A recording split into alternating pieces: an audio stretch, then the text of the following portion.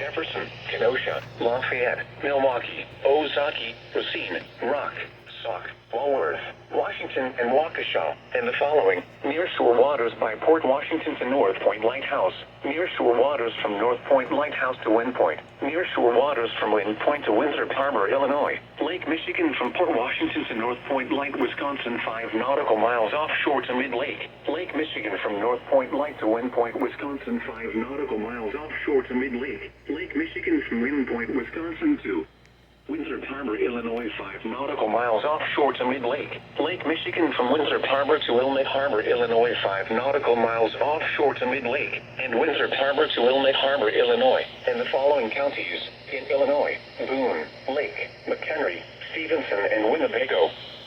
Remember, a severe thunderstorm watch means the conditions are favorable for the development of severe weather, including large hail and damaging winds, in and close to the watch area. While severe weather may not be imminent, persons should remain alert for rapidly changing weather conditions and listen for later statements and possible warnings.